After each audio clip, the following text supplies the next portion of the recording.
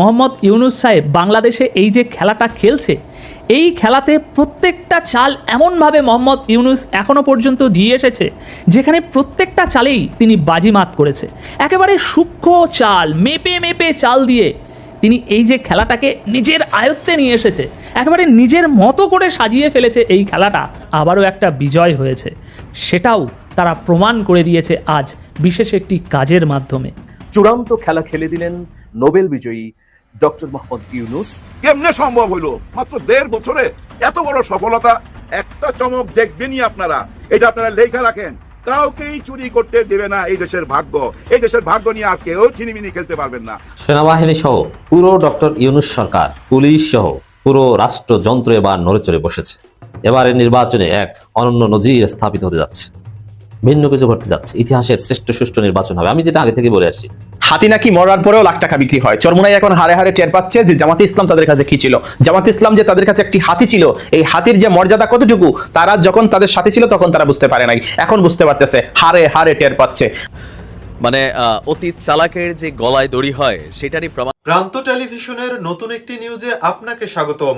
আজকে দিনে বাংলাদেশের রাজনৈতিক সর্বশেষ যে পরিস্থিতির তৈরি হয়েছে তারই আলোকে খুবই গুরুত্বপূর্ণ কিছু ভিডিও নিয়ে আপনাদের সামনে হাজির হয়েছি, যার কিছুটা অংশ ইতিপূর্বেই আপনারা ভিডিওর শুরুতে দেখতে পেয়েছেন এবং বুঝতে পেরেছেন আজকের ভিডিওটি কতটা গুরুত্বপূর্ণ হতে যাচ্ছে।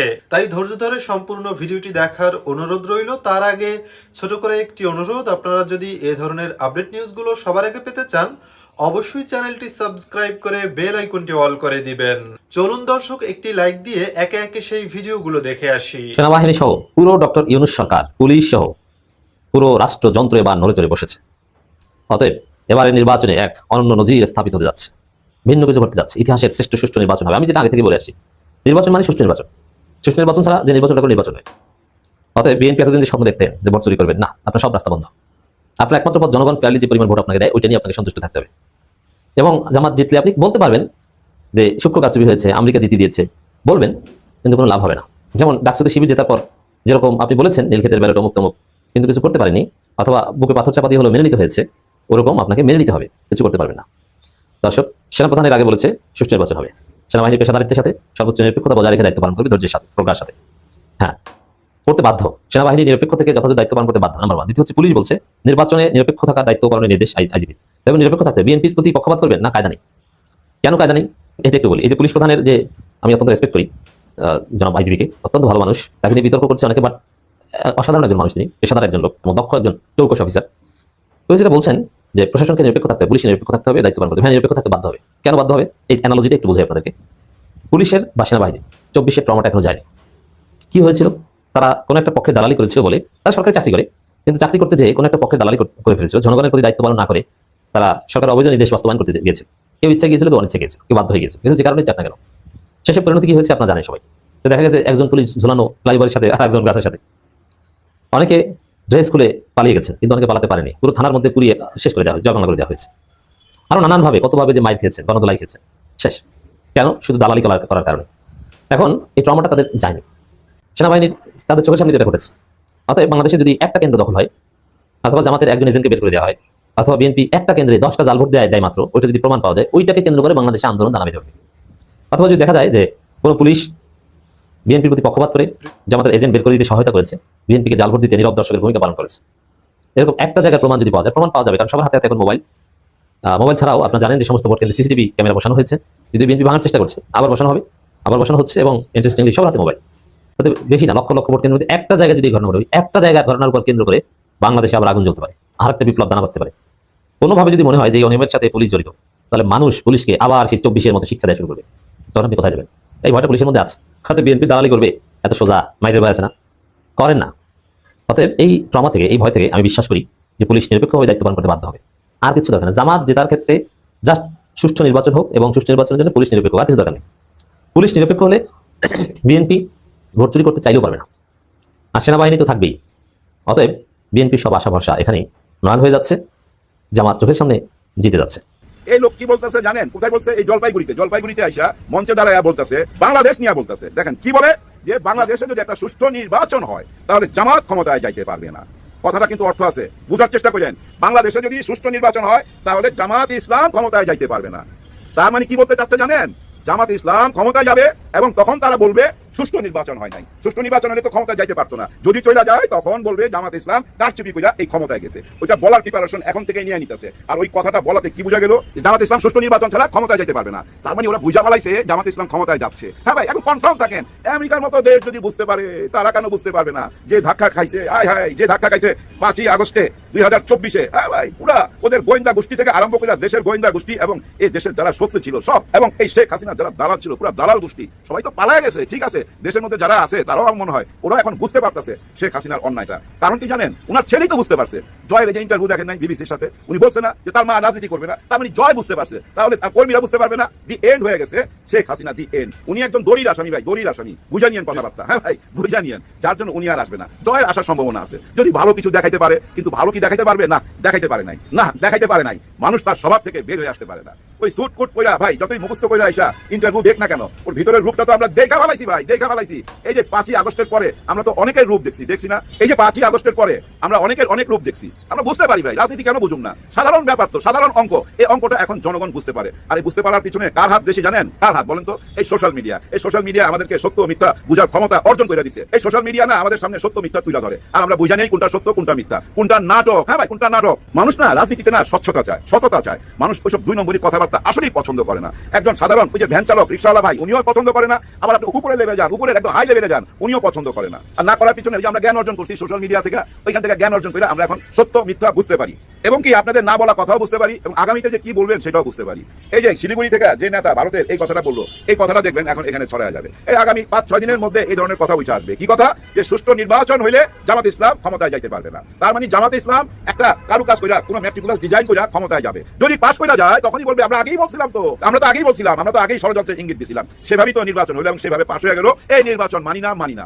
এই ধরনের সিচুয়েশন এই দেশে আসবে, আপনারা অপেক্ষা করেন। যার সিম্পটম, যার ট্রেলার চালায় দিছে ওই জলপাইগুড়ি থেকে, এবং ভারতের মিডিয়া তো একই কথা বলতেছে যে বাংলাদেশে সুষ্ঠু নির্বাচন হবে না। যদি সুষ্ঠু নির্বাচন হয় জামাত ইসলাম ক্ষমতায় যেতে পারবে না। তার মানে জামাত ইসলাম ক্ষমতায় গেলেই এরা ঝাঁপায়া পড়বে এই দেশের নির্বাচন সুষ্ঠু হয় নাই। তখন কি করবেন? তখন কি সিদ্ধান্ত নেবেন? এটা একটা চিন্তার ব্যাপার না? হ্যাঁ, এটা একটা উপায় আছে। সেই উপায়টা কি জানেন? আপনি আমি সবাই মিলে না সত্যটা তুলে ধরবো, এবং ওই যে নির্বাচন কেন্দ্র পাহারা দিতে হবে। 3 দিন লাগবে ভাই, 3 দিন কষ্ট করতে হবে সবাইকে, বিশেষ করে এই দেশের তরুণদেরকে কষ্ট করতে হবে, যারা জুলাই গণ অভ্যুত্থানে নাইমার ছিলেন রাস্তায়। আপনারা মনে করবেন এই 12 তারিখ সেই জুলাই গণ অভ্যুত্থান, আপনারা সবাই রাস্তায় নাইমা যাবেন। আর কেউ থাকুক না থাকুক, অনেকে বলতেছে না তাজ্জুদের নামাজ পড়া চলে আসবেন, অনেকে বলতেছে এখানে এসে ফজরের নামাজ পড়বেন। যে যেভাবেই আসেন না কেন, একটা চমক দেখবেনই আপনারা। পুলিশের সাথে, আর্মির সাথে, র্যাবের সাথে, আনসারের সাথে এমন কিছু মানুষ দেখবেন এই দেশের নতুন জওয়ান ছেলেরা হয়তো কোনো একটা সুন্দর ড্রেস পরা, লাল সবুজের পোশাক পরা মাঠে নাইমা গেছে। হাতের মধ্যে হয়তো থাকতে পারে বাঁশের কঞ্চি। সেটা কেন? পতাকা উঠাইবার জন্য, পতাকা নিয়ে আসতে হবে। তো সে পতাকার জন্য বাঁশের কঞ্চি লাগবে, ওইটা নিয়ে সবাই পাহারা দিবে, সবাই রাস্তায় নাইমা আসবে। এটা আপনারা লেখা রাখেন। কাউকেই চুরি করতে দেবে না এই দেশের ভাগ্য।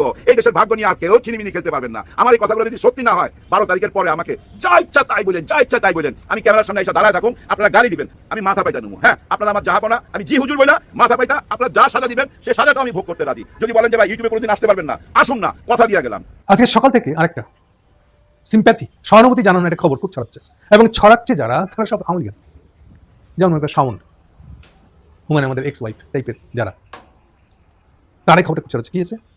জেলখানায় আছে এক আওয়ামী লীগের মানে বুঝতে পারতেছে, তার ওয়াইফ একটা বাচ্চা ছিল, বাচ্চা সহ সে আত্মহত্যা করেছে, বাচ্চা মেরে ফেলে নিজে আত্মহত্যা করেছে। এখন তাকে দেখতে আসতে দেওয়া হয় নাই, সে জেলখানার আওয়ামী লীগেরকে, তার জানাজাতেও আসতে দেওয়া হয় নাই। না দেওয়ার কারণে সেই মৃত মা আর বাচ্চাটাকে নিয়ে তার পরিবারের লোকজন, তার পরিবারের বাচ্চার না, মানে আওয়ামী লীগের না, মেয়ে বা ফ্যামিলির লোকের জন্য তাদের জেলখানায় নিয়ে গেছে, দেখাইছে, দেখানোর পরে মাটিটা দেওয়া হচ্ছে। এইটাকে খুব সিম্প্যাথেটিক্যালি তুলে ধরছে আওয়ামী লীগরা, যার যতটুকু এখনো প্রকাশ্যে না হলেও দূর থেকে হলেও ফেসবুকে অ্যাক্সেস আছে, তারা এখানটা করছে। সকাল থেকে প্রচন্ড যে যার কাছে যত ধরনের সিম্প্যাথি ডিব্বা আছে খুলে ধরছে। আরে মারাত্মক, দেখছো সরকার কত নিষ্ঠুর, লোক মারা গেছে তখন তাকে জানা যায়, পার্টিসিপেট করতে দিচ্ছেন। এই ধরনের ঘটনা অনেক বেশি করেছিল আওয়ামী লীগের আমলে। ফলে এটা নিয়ে পাবলিক মনে একটা ধারণা আছে যে আমাদের সরকারি প্রশাসন এরকম খুব নিষ্ঠুর ভাইরা। এখন সেই মানুষ যদি এই ধরনের খবর দেখে অবস্থা, ফলে সেইটাকে কেন্দ্র করে আওয়ামী লীগরা সিম্প্যাথির ডালা খুলে উঠছে, দোকান খুলে বসছে। সকাল থেকে চলছিল, পরে কি হলে একটু পরে আসতেছে, এখন অন্য কথা। আওয়ামী লীগরা কিন্তু শান দিয়ে বসে আছে, অস্থির, ধৈর্য হচ্ছে না, সহ্য হচ্ছে না। 12 তারিখটা কবে আসবে? আমি বলেছি হয়তো 12 তারিখের আগেও আসতে পারে, আর 12 তারিখের পরে 13 তারিখ হলে কি হবে বুঝতে পারতেছেন। আমি বারবার মানুষকে সচেতন করার চেষ্টা করছি, 13 তারিখে ঘটবে আমাদের এখানে ভয়াবহ আইন শৃঙ্খলা ফেলিওর, যদি আগে থাকতে কোনো প্রস্তুতি ব্যবস্থা না নেওয়া হয়। কেন বলেছি যে আমাদের এখানে ইলেকশনের পর দিন সচিবালয়ের আমলা থেকে শুরু করে থানা পুলিশের ওসি থেকে শুরু করে পুরা পুলিশের আইজি পর্যন্ত এই পুরা প্রশাসন ঢলে পড়ে। কেন? রাত 12টা 1টার পরেই টের পাওয়া যায় কে ক্ষমতা আসতেছে। ইলেকশনের দিন রাত্রে 12টা 1টার পরে ট্রেনটা বোঝা যায়। যখনই ট্রেন বোঝা যায় কোন দলটা জিতছে, তখনই এই বড় অফিসারগুলা থেকে শুরু করে পুরা থানা অ্যাডমিনিস্ট্রেশন ঝাঁপাই পড়ে কে কার আগে বড় নেতাটার সাথে লাইন ঘাট করবে, নিজের ভাগ্য গুছাবে। ফলে অ্যাডমিনিস্ট্রেশন ভেঙে পড়ে, ওদিকে তাকানোর কোনো মনোযোগ দেওয়ার সময় থাকে না তার, সে ব্যস্ত হয়ে যায় আমার কি লাভ নিয়ে। ফলে নতুন আসন্ন সরকারের দলের সাথে যুক্ত থাকা, সম্পর্ক করাটা তার কাছে প্রধান এজেন্ডা হয়ে যায়, তার জন্য কাজ করে দেওয়াটা প্রধান এজেন্ডা হয়ে যায়। ফলে এই যে দুর্বল প্রশাসনিক অবস্থার মধ্যে থাকে বাংলাদেশ, ভেঙে পড়ে অ্যাকচুয়ালি, যেটা সবচেয়ে বেশি ঘটেছিল 2001 সালে, বলেছি আমি আপনাদেরকে। সেরকম ঘটার সম্ভাবনা প্রবল, এবং আওয়ামী লীগরা তাকায় আছে ওইদিকে। কেন? এতদিন তারা পারে না ইউনুসের অত্যাচারে। ইউনুস সাহেব তাদেরকে রাস্তায় বলতে পারে, 5 জনের বাড়িতে দেয় না, পুলিশ দেওয়া দেয়। ফলে পুলিশ যদি ভেঙে পড়ে, প্রশাসন যদি ভেঙে পড়ে, বেস্ট ডে হচ্ছে তার মানে 13 তারিখ, যদি ইলেকশনটা 12 তারিখ হয়। সো এইটাকে কেন্দ্র করে আওয়ামী লীগরা ফাঁকে ফোকে মজমাইতেছে, নিজের ভয়াবহ নিজেদের প্ল্যান মাফিক সিম্প্যাথি জড়ো করে, পাবলিকের সিম্প্যাথি নিজের দিকে ড্র করার চেষ্টা করতেছে, আকর্ষণ করে আনার চেষ্টা করতেছে। অনেকে জেনে না জেনে এগুলোর প্রতি সিম্প্যাথি রয়ে গেছে। ফাইনালি হলটা কি আসলে, মূল ঘটনাটা যাই। মূল ঘটনাটা যেটা গেল যে অ্যাকচুয়ালি ছেলেটা বোধহয় যশোরে বা অন্য কোনো জায়গায়, যে জায়গায় আর ছেলেটাকে এখন যে জায়গায় যে জেলখানা রাখা হয়েছে সেটা তার নিজের ডিস্ট্রিক্টের জেল না। ফলে মা, মৃত মাটা, আত্মহত্যাকারী মাটা ছেলেকে নিয়ে বা ওই লাশটাকে নিয়ে যাওয়া হয়েছে যেটা তার ডিস্ট্রিক্ট, যেটা সেখানে, আর যেখানে সেখানে যাওয়া হয়েছে। ফলে সে যেখানে গিয়ে অ্যাপ্লিকেশনটা দিচ্ছে, অ্যাপ্লিকেশনের ভিতরে চাওয়াই হয় নাই যেন ওকে প্যারালে মুক্তি দেওয়া হয়, এটা চাওয়া হয় নাই। এটা কেউ জানে না, কিন্তু এটা প্রচারিত হয় নাই। কখন ভালো 10টা 11টার দিকে ওই ডিস্ট্রিক্টের অ্যাডমিনিস্ট্রেশন এই বিষয়টাকে নিয়ে একটা সার্কুলার দিয়ে দিচ্ছে যে আমরা এরকম আবেদনই পাই নাই, আবেদন করা হয় নাই। ওরা নিজেরাই ঠিক করেছে যে এইটা কেবলমাত্র এই লাশগুলোকে জেলখানার গেটে নিয়ে যাওয়া হবে এবং জেল থেকে এসে দেখা করবে, আমরা এতেই সন্তুষ্ট। ওকে, আসল ঘটনাটা বলে দিই। আসলে যতটুকু শোনা যাচ্ছে তা হলো এই যে এটা ওই ছেলেটার সেকেন্ড ম্যারেজ, গোপন ম্যারেজ, হোয়াটএভার বলেন, এবং স্বভাবতই এটা তার প্রথম ম্যারেজের যে মূল স্ত্রী তার পছন্দ করে নাই। এখন এই মেয়েটা, সেকেন্ড মেয়েটা যেটা বিয়ে করেছিল, প্রথম বৈকবি বা ভুলটা তো তার, সে এমন একটা ছেলের সাথে প্রেম করতে যাচ্ছে, প্রেমের বৈশ্বিক দিকটা দেখে নাই। তো ফলে সেকেন্ড ওয়াইফের সাথে কি করছে, তাহলে ছেলেটার অ্যাকচুয়াল ফ্যামিলির যে কানেকশনটা পাবে আমি কিছু কিছু সে পাই নাই। আর ফার্স্ট ওয়াইফ বা কেন চাইবে এগুলো করতে, এগুলো ক্যাচাল তো থাকবে এখানে, ফার্স্ট ওয়াইফ সেকেন্ড ওয়াইফের ক্যাচাল। আর মেয়েটা এখন বুঝতে পারছে যে এটা কবে ছেলেটা আদৌ মুক্তি পাবে কিনা আমি তো জানি না, আমার কি হবে, আমার বাচ্চা আছে কি হবে। এই জন্য বাচ্চাটাকে সে নিজে হাতে মেরে ফেলে নিজে আত্মহত্যা করছে, নিজের উপর নিজের ক্ষোভ রাগ থেকে। না, বিষয়টা স্বভাবতই খুবই মানে মানুষ হিসেবে খারাপ লাগে দেখে, কিন্তু জিনিসটাকে যেভাবে প্রেজেন্ট করা হয়েছে, আওয়ামী লীগরা যেভাবে প্রেজেন্ট করছে এটা তা না, এটুকুই বলবার কাজ আমার। হাতি নাকি মরার পরেও লাখ টাকা বিক্রি হয়। চরমোনাই এখন হারে হারে টের পাচ্ছে যে জামাত ইসলাম তাদের কাছে কি ছিল। জামাত ইসলাম যে তাদের কাছে একটি হাতি ছিল, এই হাতির যে মর্যাদা কতটুকু তারা যখন তাদের সাথে ছিল তখন তারা বুঝতে পারে নাই, এখন বুঝতে পারতেছে, হারে হারে টের পাচ্ছে। আপনারা দেখেছেন যে চরমোনাই বলেছিল যে আমরা জামাত ইসলামের নেতৃত্বে কিছু করতেছি না, বরং এই জোটটা তৈরি করেছি আমরা চাইলে এই সবাইকে বের করে দিতে পারবো। তো এমন একটা অবস্থা হয়েছে যে 10 দলকে নাকি চরমোনাই বের করে দিয়েছে, এখন 11 দল এখন এক দলে পরিণত হয়েছে। এখন জামাত ইসলামকে বের করে দিল নাকি জামাত ইসলামের কাছ থেকে তারাই বেরিয়ে গেল, এটা কোনো বিষয় না। বিষয়টা হচ্ছে যে জামাত ইসলামকে ছাড়া এখন চরমোনাইয়ের জীবন যৌবন, এই যে তাদের সংসারটা কেমন চলতেছে, এক কথায় যদি বলি খুবই বাজে যাচ্ছে। এমন এক সংসার করতেছে চরমোনাই যে সংসারে কোনো ভালোবাসা নাই, রোমান্টিকতা নাই, শুধু আছে বিরহ, বেদনা, গ্লানি, ক্লেশ, দুঃখ, এইসবের একটা প্যাকেজ হয়ে গেছে এখন চরমোনাই মানে এখন বিনোদন, নাটক এবং প্রপাগান্ডার মেশিন হয়ে গিয়েছে। তারা এখন রাগে দুঃখে বলতেছে যে একটি দল অলিক স্বপ্ন দেখছে যে দুকাবাজি করতেছে, তারা নাকি একা একা ক্ষমতায় আসবে। ভাই একা একা ক্ষমতায় আসবে, জামাত যদি একা একা ক্ষমতায় আসে কোনো সমস্যা নাই তো, আপনার জলে কেন? তো আপনারা যে বলেছিলেন 143টা আসনে আপনাদের এগেড আছে, এই এগেড মার্কা আসনগুলোতে আপনারা জিতে যান না, কোনো সমস্যা নাই তো। আসন তো সর্বমোট 300টা, আপনারা যদি 143টা আসনে এগেড থাকে, এখন তো আপনি এই 143টা আসন জিতে যাবেন। তাহলে তো অলরেডি জামাত ইসলাম 143টা আসন হারিয়ে ফেলতেছে, সেখানে আছে আবার বিএনপি, সবাইকে আপনারা একদম আউট করে দেন, কোনো সমস্যা নাই, আপনারা 143টা আসন জিতেন। তো 143টা আসন জিতলে আপনারা হয়তো আরো 10টা 12টা আসন লাগবে, তখন আপনারা এই যারা জিতবে তাদের মধ্যে থেকে কাউকে 10-12 জনকে আপনারা আপনাদের অধীনস্থ যারা হবে তাদেরকে নিয়ে নিয়েন, তাহলে তো সরকার গঠন করা সমস্যা নাই। তাহলে তো খেলাফতে আপনারা হয়ে যাবেন রাজা, আপনারা হয়ে যাবেন প্রধানমন্ত্রী, আপনারা হয়ে যাবেন রাষ্ট্রপতি, স্বরাষ্ট্রপতি, সব হয়ে যাবেন, কোনো সমস্যা নাই তো। তো আপনারা যখন আপনাদের চাহিদাকে কন্ট্রোল করতে পারেন নাই, 100 আসন না দিলে যাবো না, 100 আসন দিলে হচ্ছে আপনি মুমিন, 100 আসন না দিলে আপনি কমিন, মুনাফিক, অনেক কিছু তো বলেছেন। তো এখন কি হচ্ছে ভাইজান, এখন তো আপনাদের এই যে মুখে একটু খাবারও জুটতেছে না, এই যে একটু পানি খাবেন এটারও একটু সময় পাচ্ছেন না, কারণ আপনাদের জীবন যৌবন সব টানা টানা হয়ে যাচ্ছে। আপনাদের যে টকশোতে যে সব লোকরা আসে এদের তো কোনো কথাই নাই, এদের মুখ দিয়ে কোনো কথাই বের হয় না, কি কথা বলবে, কথা বলার মতো এবিলিটি, ক্যাপাসিটি কিচ্ছু তো নাই, সাংগঠনিক দক্ষতা নাই, ক্ষমতা নাই। আপনারা এই যে এত চাহিদা করেছিলেন, এই চাহিদার কারণে আপনারা আজকে ডুবে গেছেন, আপনাদের পতন অনিবার্য হয়ে গেছে।